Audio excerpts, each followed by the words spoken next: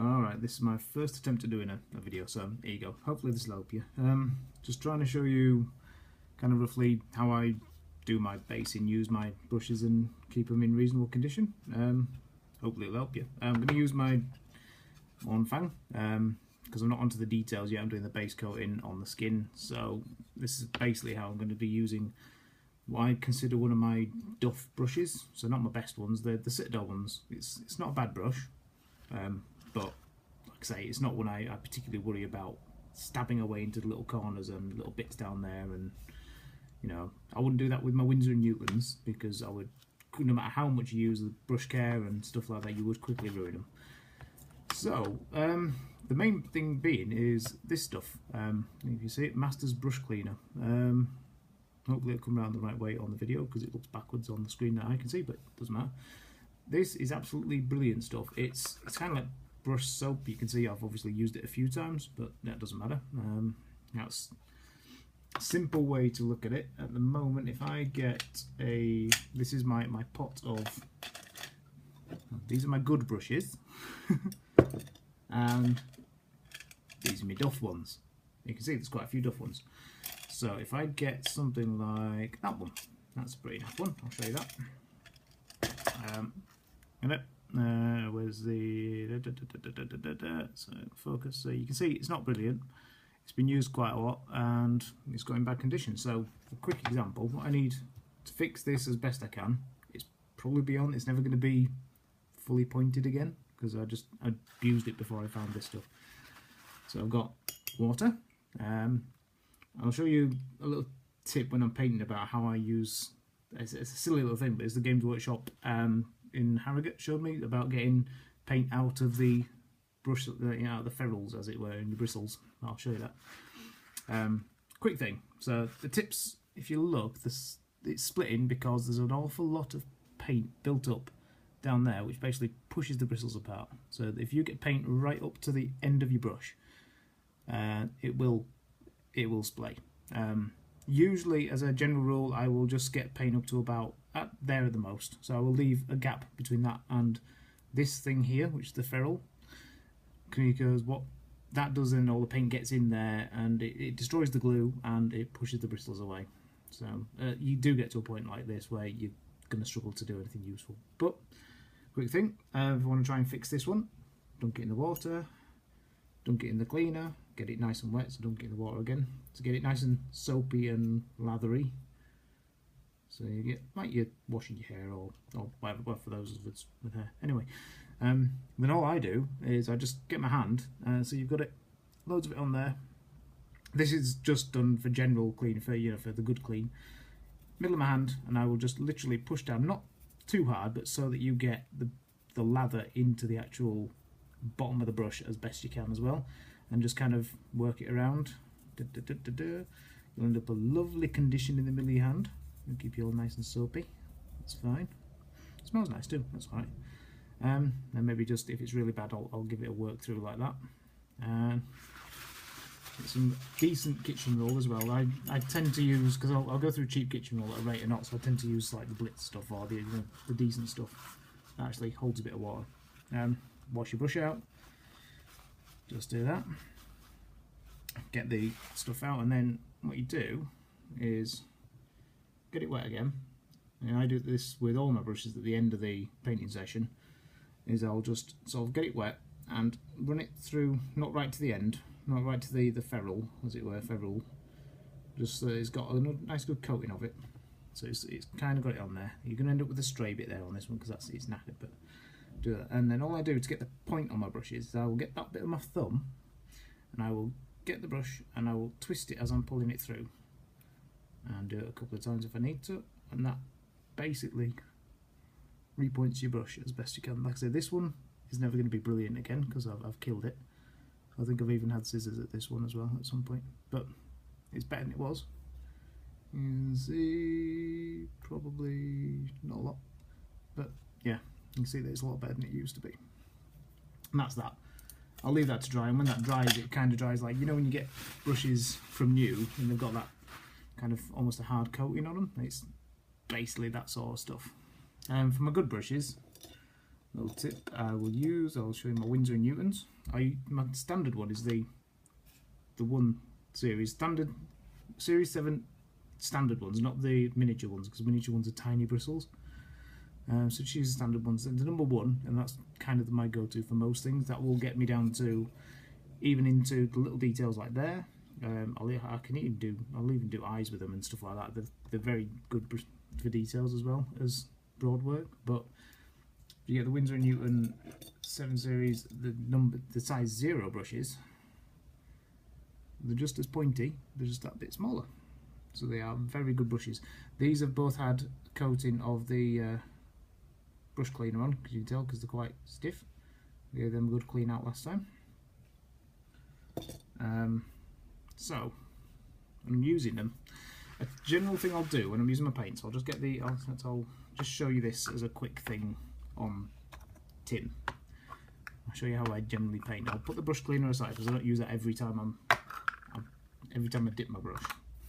So if I will just grab, really not bother about paint, I'll just use the Lothian blue, give it a good shake, get the pigments going.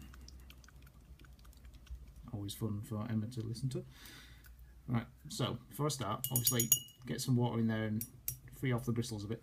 Now what I do as well, you'll notice that when I'm washing, one thing I do is I will tend to, I'll do this at a funny angle because you can't really see, but push the brush like that, gently against the side and twizzle it, and that, while it's in the water, and that gets all the paint, any paint you may have built up in that end bit, it will sort of push that out and get into it. You know, like when you've got a paint roller, and you've got loads left in, and you squeeze it, and more comes out, even as you thought you cleaned it. It's basically the same. It will build up in the body of the brush. Anyway, so get a bit of paint on my palette. Brilliant palettes these. They're nice and cheap from Amazon, and they're disposable. You get an A4 pad of them for about £5. They're absolutely fantastic. Saves cleaning pads because I'm very lazy. Now, one thing I tend to do, so again, it's a little tip from the GW shop. They should, and you see it on the Duncan videos actually, does it? It doesn't really go into much detail about how he does it or what, but he's to keep the tip, get a little bit of water on your brush, do thin coats and all that sort of stuff.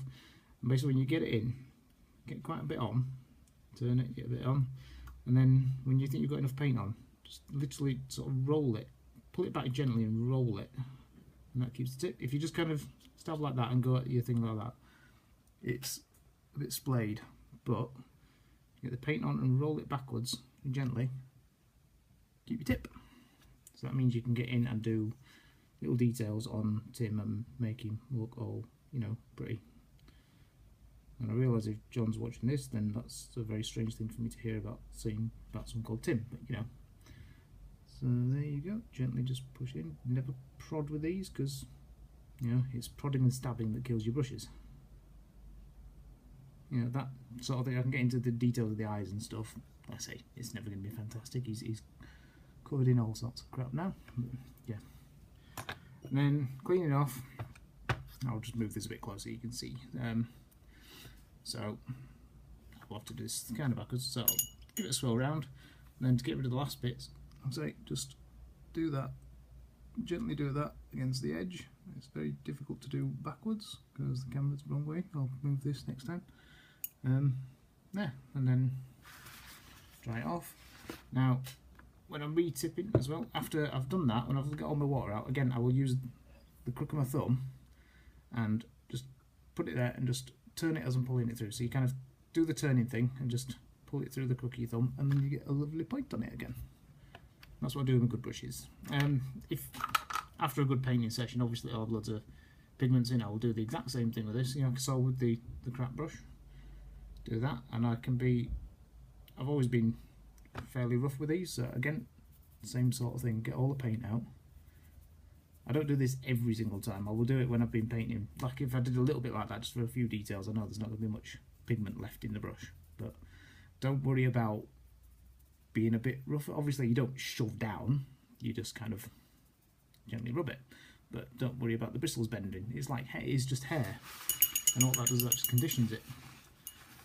Alright, do the same again, and then if you're going to leave your brush for a while, do the get some on.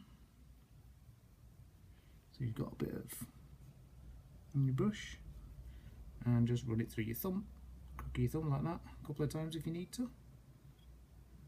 Just turn it as you do it until you get a nice point. And so I can see it. Right, so that is that. And the last bit I'm going to go into is just the basing and how carefree I am really with the basing. So I'm going to do a quick base coat of this guy, using my Games Workshop base medium brush, which is, like I say, it's not a bad brush, but I find the Games Workshop ones tend to curl at the end quite easily. It's just, even their artificial layer brushes and stuff like that, they're not bad brushes, but they curl very easily. Better than Poundland ones, but still, they do a job. So I'll get a few bits. So I've got quite close there, so I'll have to clean this off. Apply it down there. When I've got it from the pot onto the painting, I'll then give it a quick clean. You can even just push it against the bottom a bit, as long as you've not done, haven't got loads of sort of sediment at the bottom of the water jar. You can use the bottom. Otherwise, just do the usual sort of shove it against the side. And that. Wipe it off and thin it down. When I'm base coating, I might go on fairly thin with these, almost like a wash, but not quite as much. And grab a little paint and just dab away. See, the good thing about using a cheap brush for doing this sort of stuff is you can stab into all the details and you don't care, because it doesn't cost you £12 a brush, whatever it is. And you can be fairly quick with it. It takes me quite a few layers because, you know, I do thin it down probably a bit too much, but that's because I used to not thin it down and you'd sort of put it on with a cake spoon or something. Just put it on with the icing. Yeah, so yeah, quick blast around, blah blah blah blah blah. I may edit this and fast forward this if I can. This is my first time doing a video, so I'm not entirely sure I can. If you get bored, feel free to, I don't know, wander off. If you're not already, I may still be talking to myself. Who knows? But yeah, so you get into little details. So you, again, use a brush that you're not that fussed about. Blathery base. To be fair, when I'm doing this basing, I don't worry about, if I'm using a cheap rubbishy brush, I don't worry too much about getting into the ferrule, because I'll know I'm not that bothered about the brush. But as long as I give it a good clean off afterwards, I mean, I've had this one for about 3 years and it's lasted me quite well. Just doing this sort of stuff. It's never been a brush that's been well looked after, apart from doing exactly what I've just showed you. Clean it off, wash it off, clean it off with the brush cleaner, and you're all good. And then repoint it with your fingers. I mean, the flat ones you just repoint with your fingers or whatever part of your body you can get to make it the right shape. So I'll leave that one up to you. It's none of my business. I'm not entirely sure I want to know. So, quick blast through. Just base coat, not doing details. Must remember. Sit here for an hour. How do people do the banter to themselves? I mean, until I see these videos, people are just talking away quite happily. Me, I'm kind of self-conscious. I'm just talking away. And I'm on my own. I don't even have a cat for company today. He's abandoned me for the bedroom, so...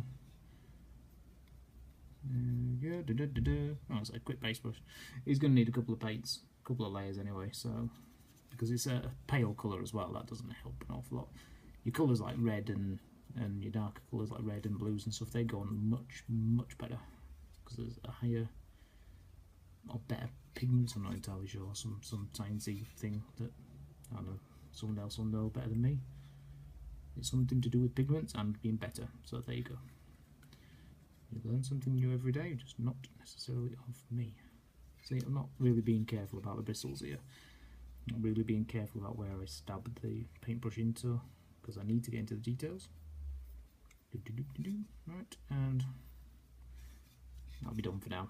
Like I say, I'm going to go over him a few times later on anyway, so that's him, that's one base done. So then, I'll say, shove it around, get all the paint squeezed out as best you can. Wipe off, make sure you haven't got any excess. As I say, I've got someone there. The bristles are actually not in bad condition at the moment, to be fair. And I'll call it a day. So I'll just do that. One last lather up on my hand. Scrub it around. And I'll say, you'll learn how rough you want to be with that anyway. It's entirely up to you, but don't be afraid to kind of shove them around. Just don't put your arm into it, essentially. It's just be rough but gentle, if that makes any sense whatsoever. And then get some on the end, and just the flat one, just shape it off like that, and that will dry with some conditioner on. It doesn't always dry hard. If it doesn't, it doesn't matter. It's just the fact that you've put the conditioner on, left it on, and it'll be fine. That is everything. Yeah, give us a shout if that helped and you want more. Yeah. Anyway, all the best.